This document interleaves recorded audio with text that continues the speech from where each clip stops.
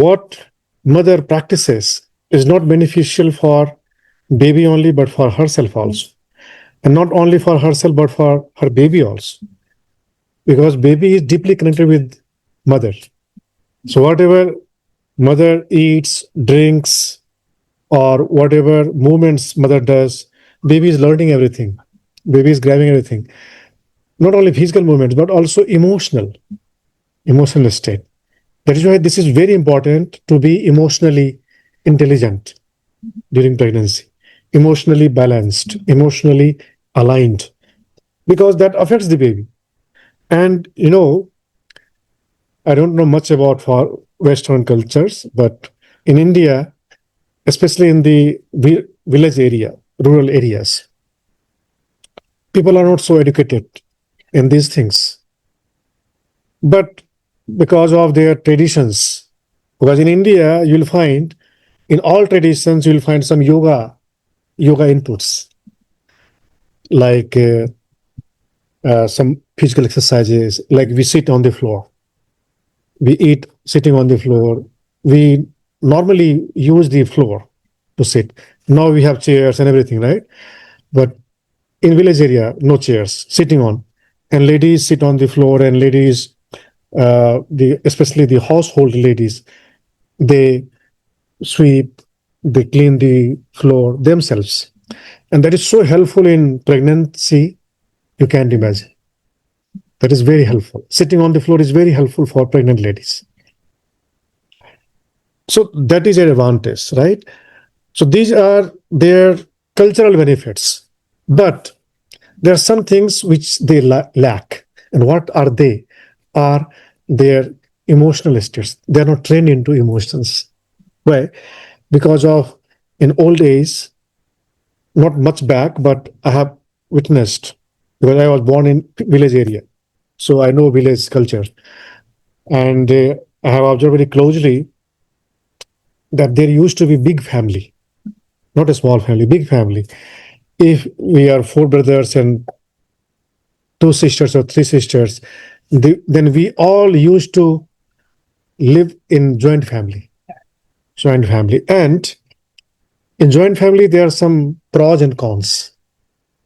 Not only in joint family, but in a small family also, macro family also. There are some good things, there are some bad things. So what are good things? That you are protected, you have a lot of people to do different works, you distribute the works. So that is the advantage. And what is disadvantage is that you have larger responsibilities also. You have to take care of not only 3 or 4 people, but many people. If there are 10 people or 7 people in that family, then you have to take care of all. And yeah. And sometimes if you have workloads, that gives you stress. And in present time also, the ladies who work in corporate, they also get pregnant, right? And during pregnancy, they also go to their offices, at least in up to second trimester, right? Third trimester is sensitive, so they take leave for the childbirth. But in up to second trimester, they have to go to their offices. And because of the workloads, they also come in stress. And when you come in stress, then your emotion changes. When your emotion changes, then your entire energy changes. Your hormones change, especially the stress hormones, what we call cortisol. Cortisol, there is adrenal gland. And in adrenal gland, there is adrenal cortex. That secretes the hormone. That is called cortisol hormone. And whenever you come in stress, you are waking it up. You are activating it. Hey, wake up, knock, wake up. Whenever you come in stress, unknowingly, you don't want, but you are activating it. And the hormone is secreting. Which hormones? Stress hormones. And where does it go? Firstly, it goes to your womb, because adrenal gland is there. That is connected with sacral chakra, right? So whenever you come in stress, that is affected. So we have to keep ourselves very happy. And especially when you become pregnant, then you're not sick. You are only vulnerable because of hormones. There is relaxin hormone, relaxin hormone. which secretes naturally. Why? Relaxin hormone has some what you call nature characters. What is first character is that uh, that makes joints flexible, that gives the adaptability, so that when baby is growing, your womb is also enlarging, and yes, yes, that secretes the lubricants. That is very, your joints become very gentle. So that is not only affecting that area, but throughout the body, because that is for pelvic area, right? Pelvic bones. We have pelvic bones, pelvic girdle, then we have hip joints. So these joints need to be flexible, need to be expanded. So naturally, ladies have different, different pelvic floor than males. They have a little larger, and their buttocks are different, just to cover the baby. But males have different. So nature makes the body accordingly. So what happens? Nature starts secreting relaxin hormone to give more space and to make the ligaments more softer, especially these ligaments. Yes, so that they can expand and you don't feel so much blocked or choked. But its impact comes on other joints also.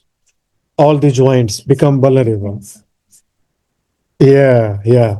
The exactly. So these are the side effects of relaxin hormone. Relaxin hormone is good for this area, but not for other areas. Therefore, while teaching pregnancy yoga, we have to be very careful that you do not overstrain the joints. Right? Firstly. Second, there are some implications. There are some precautions in pregnancy yoga we have to take care. So we'll tell you everything in that. So in this chapter, you'll learn about benefits of yoga before, during, and after pregnancy. And there you'll be learning about benefits of yoga before conception, then benefits of yoga during pregnancy. See, so in this topic, we will cover before conception. Like, suppose you or anybody is planning to get pregnant, then you have to prepare yourself mentally, emotionally, and physically also. And what are these preparations? You start practicing yoga, asanas, especially asanas and pranayama. Especially Hip opening, hip opening. So in entire pregnancy yoga, you'll find hip area is more focused. In entire pregnancy yoga. Yes, pranayama also, and meditation also. But as I have mentioned in the morning, that yoga should be practiced in reverse order. Means what? First mind, breath, and then body. The pregnancy yoga. Any yoga, even pregnancy yoga also. So mentally you have to prepare. Firstly, you have to prepare mentally. Then energetically. Energetically means chakras. Your chakras have to be also opened, especially your sacral chakra. Your sacral chakra has to be opened. This, like, you can visualize every chakra as a flower. Every chakra as a flower. And if a bud is not blooming, then what will happen? Then it will not give you so much energy. It will not spread so much energy. And it will not contain the bees to come and enjoy this, whatever. So this is to receive the sperm from male. And how? To make it fertile, fertility. To make it fertility, how? By working on this. So you open the chakras through asana, pranayama, and mind. So especially mind. If you are practicing asana, right? And you are also practicing pranayama, but your mind is in a stress, your mind is always in, negative moods, negative state, then this 1 hour practice or 2 hours practice will not make so much difference. Right? What makes difference is your mental mood, mental states. Your moods have to be balanced. Your mental state has to be balanced. So yoga should begin from the mental peace. Mental peace. But you cannot avoid sometimes anger. Sometimes you have to get angry because of many reasons. But if you train yourself, then nothing can make you angry. So this is all about training, right? Yeah, someone comes to you and starts like this is, like Jesus or Buddha. They were super powerful and they were also abused, but they did not get angry. They were very cool. They were very cool and calm. And what is that is called mental peace. You don't allow anyone to disturb your mental peace. Even you find that things are going wrong. Even you find that things are going wrong. But there you need more patience. There you need more mental peace. And if you get furious, if you get angry, then you are giving more scope of more scope to them, more room to them to get more vulnerable. Therefore, mentally and then emotionally, because emotion affects your endocrine system, hormones. And once the hormones are in your bloodstream, then even your mind doesn't control, your mind cannot control. Then your body is seized by the hormones. Yes. Right? So we have to always release the happy hormones. Allow the happy hormones to seize your body, to capture your body, not the stress hormone. And that that there is hormonal drive here. It's called pineal gland, right? Pineal gland that is connected with crown chakra. And second drive is called pituitary gland that is connected with the third eye chakra. Thyroid gland, thymus gland, right? And then for the solar plexus, there is pancreas that also secretes juice, hormones that is connected with the solar plexus. Then adrenal gland, then root chakra is connected with actually it's called the kidneys. Kidneys also secrete some hormones. When heart gives some signal to kidneys, then kidneys also secrete some hormones. So these are the hormonal balance, and chakras are connected. So firstly, we have to prepare before pregnancy. How? Mentally, emotionally. If you prepare emotionally means hormone, endocrine system, and then you practice asana pranayama also. Clear? So before conception, during pregnancy, and benefits of yoga to the mother during pregnancy, benefits of yoga to baby during pregnancy, yoga after childbirth. This is called postnatal yoga, right? Postnatal yoga also you'll learn in this course. Yeah. And then emotional benefits of prenatal yoga, other benefits of prenatal yoga. So these things also I'll mention, but you have to also go through every chapter and every paragraph. So in this session, in the class, you learn from me. But this book is to give you extra knowledge. Yeah. When you go through, then some new ideas come to you. And at some points, you will get confused also. These are the benefits. Second is yoga teachers' relationship with healthcare professionals, because you may need to work with the health professionals also. We'll cover that also. We'll go more deeper into these topics later on. Firstly, we are just going through the topics what we are going to cover, right? So that will be better if you stay only there on that page only, in table of contents. Yeah. And next is differentiate between high risk and non-risk pregnancy. This is also very sensitive thing. We have to be aware about relaxation, meditation. Meditation is very helpful. These things. So that is to cover these topics. And next is 3 trimesters of a pregnant woman. So in this chapter, you learn about the symptoms, body changes, do's and don'ts, prenatal visits, moodiness, symptoms of miscarriage during the first trimester, symptoms of placenta, abnormalities, changes in mother's body. That is for first trimester. And second trimester, what to expect in the second trimester of pregnancy? Changes in body, changes in baby, symptoms, checkups, meconium, effective ultrasounds, dizziness, weight gain, changes in mother's body. In third trimester, weight gain during the third trimester, uterine contractions, body changes, fetal abnormalities, and ultrasounds.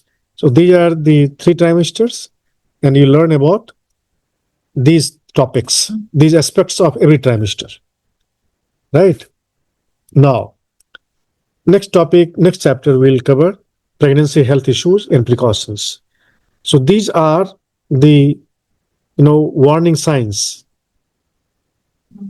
What? Vaginal bleedings, fluid leaking from the vagina, fainting, heart palpitations, dizziness, heartburn, blurred vision, preeclampsia, sharp pain in abdomen or chest, Braxton Hicks contractions versus labor contraction. This is a technique actually, and labor contractions. So we train into these things also. So these are the basic knowledge. And next topic is TTP, techniques, training, practice.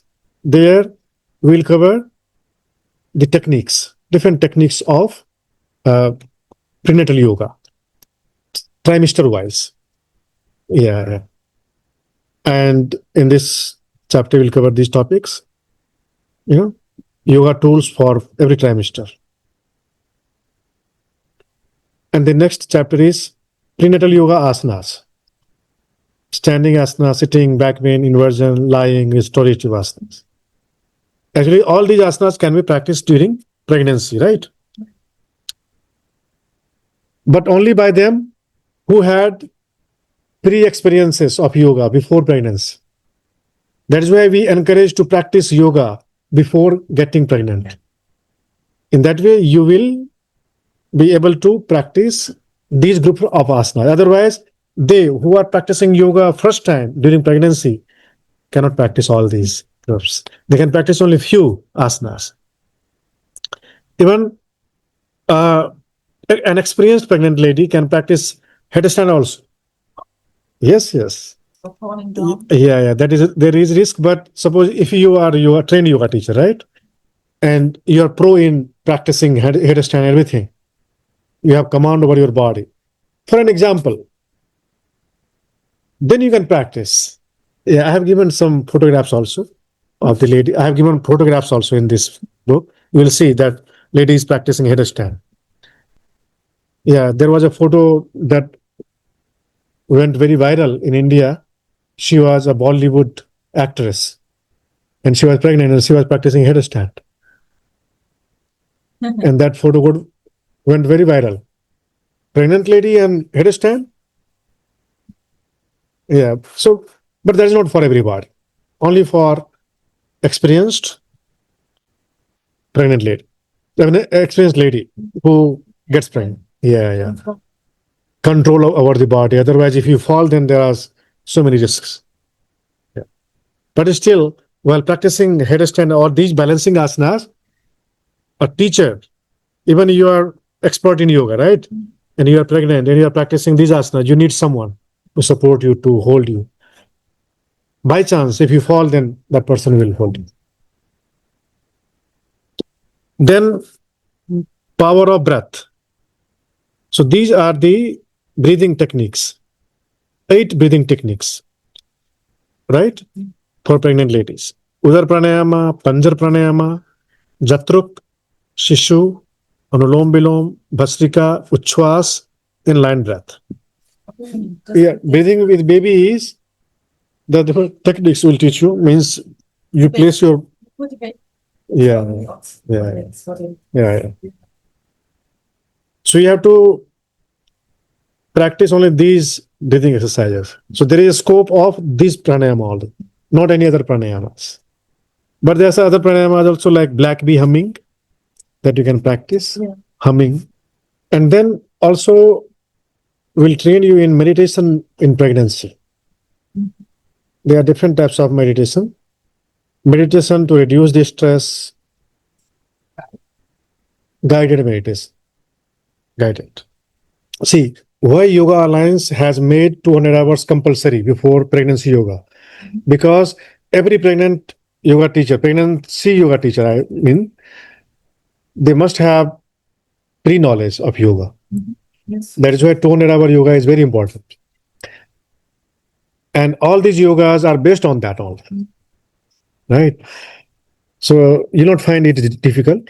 Then see breath awareness meditation, Om chanting meditation, Trataka meditation, dynamic meditation, chakra meditation, meditation to connect with your baby in utero. So these are special types of meditation for pregnant ladies, right? And yoga nidra, you may have learned in 200-hour yoga. Yoga nidra is very helpful for pregnant ladies. There's 7 steps in yoga nidra, you know, and the benefit gives deeper relaxation and better sleep quality, and that stabilizes mind, because when you are in anxiety, when you are in stress, then you are not grounded. You're not grounded. To ground yourself, you'll have to have, you know, yes, on the, But because there are different, you know, steps in yoga nidra. Visualization, then preparation, rotation of mind, then you guide also some scripted meditation, guided meditation, and then what is more important in yoga nidra is affirmations.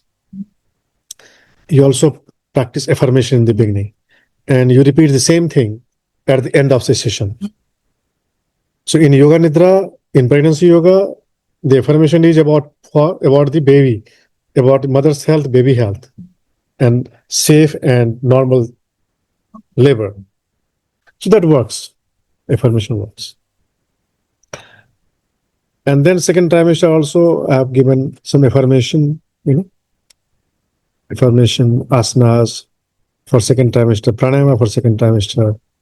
The first trimester is normally spent in diagnosis and confirmation, you know, like you detect that I'm pregnant after 1.5 months, right? Normally, when your menstruation cycle goes over days on the, you know, yeah. And then in the beginning, you have nausea, you have different mood swings. So first trimester is not right, is not okay completely. Yes, exactly. Yeah. So second month goes just in trial, just in confirmation and overcoming the new happening, right? So they don't really do asanas in the first.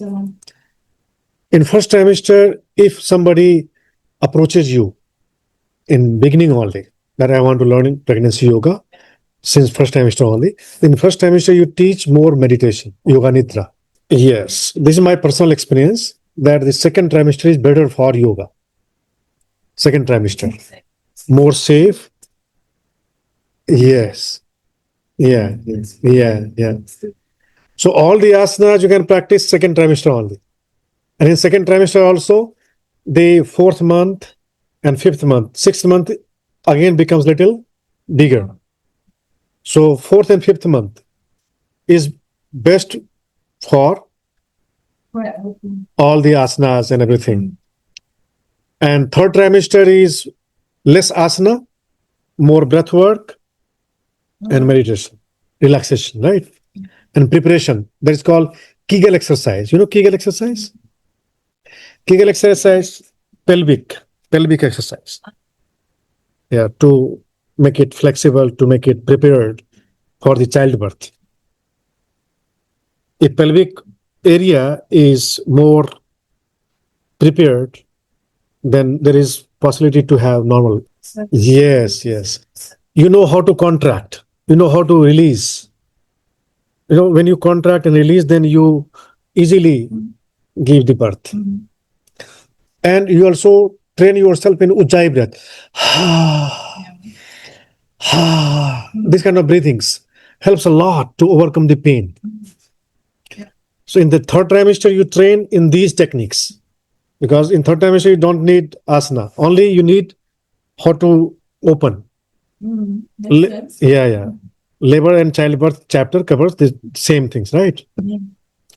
But I have given the information about cesarean also, C-section also. Yes. Yeah. Some yoga exercise pregnancy for preparing for a normal delivery. These are some preparation in third trimester. Only few. Then Kegel exercise. Kegel exercise is again for third trimester. Now, there is one chapter there I have covered elements and conditions. You see page number 6, right? So these are common elements, common conditions like backache, breathlessness, morning sickness and nausea, breech baby, carpal tunnel syndrome, groin pain. Breech baby when baby is turned. Yeah. Yeah. Carpal tunnel syndrome. You know carpal tunnel syndrome? Yeah. Yeah, that is common.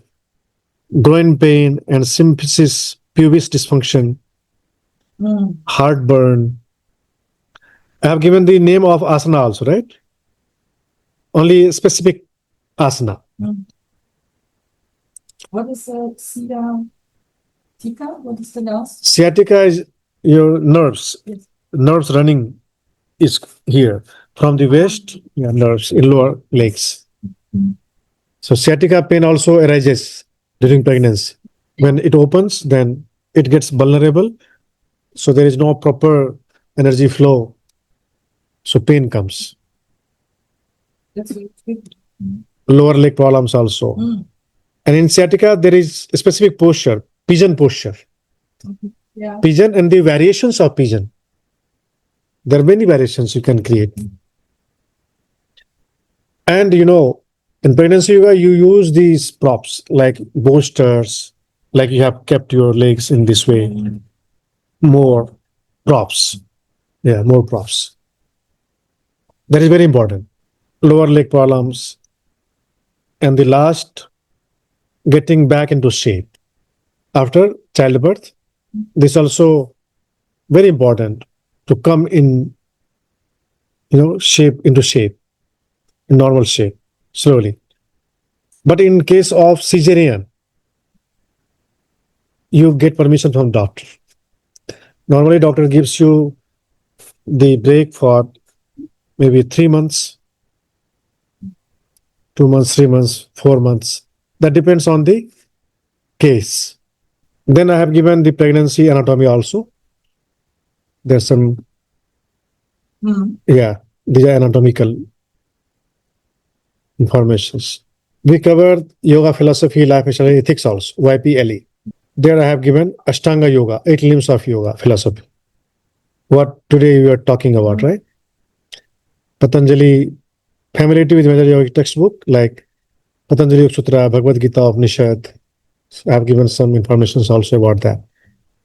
And pregnancy lifestyle, nutrition during pregnancy, foods and drinks to avoid, general precautions of handling food, medication, vitamins and supplements, smoking, alcohol, sex, working during pregnancy, recreational drugs, animals, travels, exercise, resistance training, postnatal exercise, squatting for a better booty, squatting, postnatal evergain exercise, prenatal, postnatal cardiovascular training.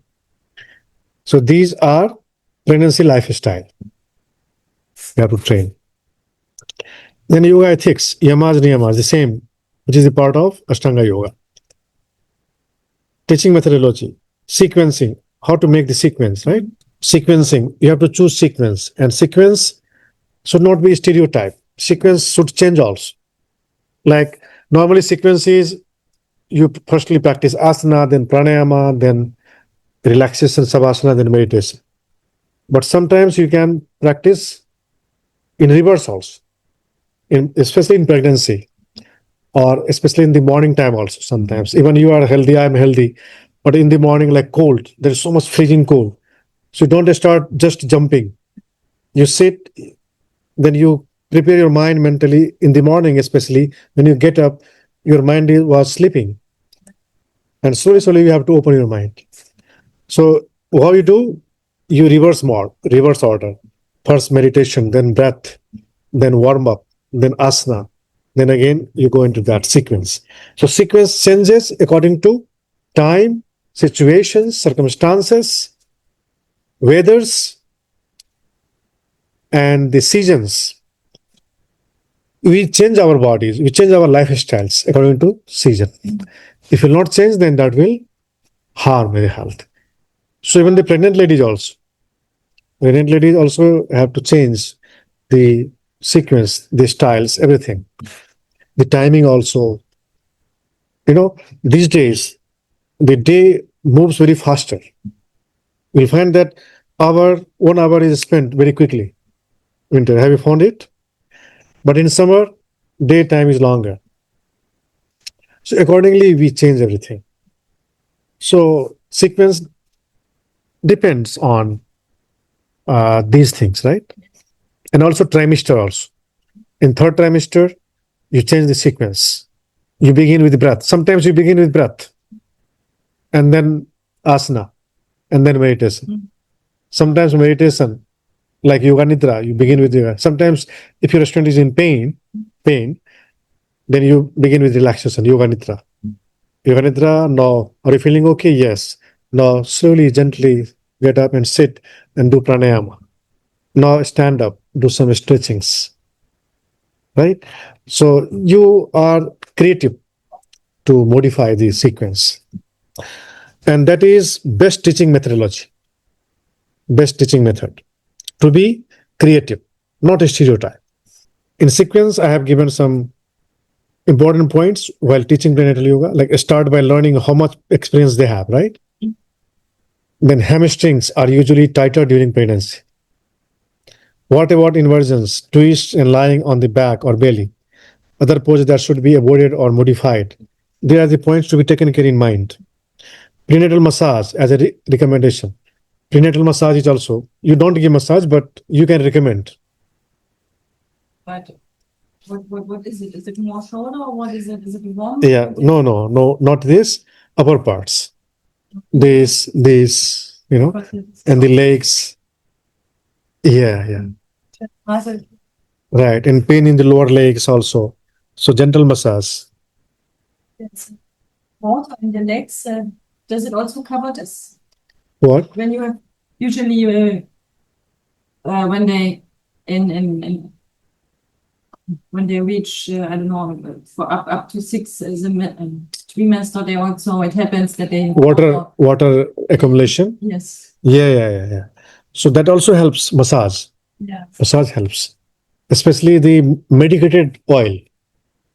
Medicated oil, medicated oil. What is it? Is it a specific? A specific oil. But for pregnant lady or just for anyone to open the nerves, to heal the nerves, to overcome the water accumulation in the legs. This is called edema. Have you heard edema? Yeah, edema. Yeah. Edema. So this is called edema, and that helps what? Massage with medicated herbal oil. Like there are some herbs when you apply that goes into the nerves and they start cleansing. So massage also you can recommend, but experienced person. The massage therapist should be knowledgeable, should be certified and trained and experienced. And what to look for each trimester, breathing exercises are very beneficial to prenatal students. Okay, and then practicum is also important part. In practicum, actually this is real. Now we'll come into the first chapter. Okay, general background in the specialty area. Means it prepares women physically, emotionally, spiritually for conception before pregnancy, right?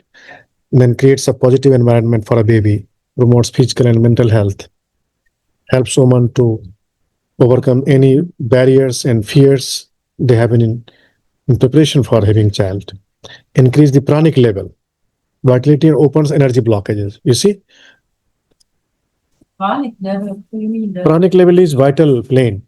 There we have 5 levels, right? We have 5 layers. Sheath. Have you learned? Sheath. Yes. Energy body. This is called Annamaya Kosha, Pranamaya, Manomay, Vigyanmay, Anandmay. So these are the pranic level. And how you increase the prana? Through healthy food, healthy drink, healthy breathings, adequate relaxation. So these are the things which increase the prana and vitality and opens the energy blockages and helps women develop spirituality so that they will be ready to bring a baby into the world. So this is before and during. These are the benefits.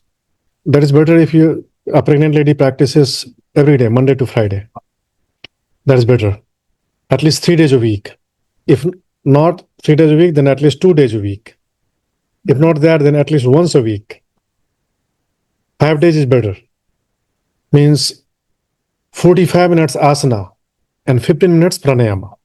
Okay, then I have given benefits of yoga to the mother during pregnancy. Benefits of yoga to baby. Can you please read this page? Next page. Yeah. Creates a peaceful atmosphere and positive energy. The baby feels more secure, helps in the spiritual development of the baby, improves blood circulation, removal metabolic waste, and increase nutrition to the baby. Promotes a peaceful delivery for the baby. Yeah. So these are the benefits for the baby during pregnancy. I have witnessed these babies who were inside during pregnancy and they were practicing yoga during pregnancy yoga. After childbirth, they became outstanding, amazing. So these are the benefits of prenatal yoga.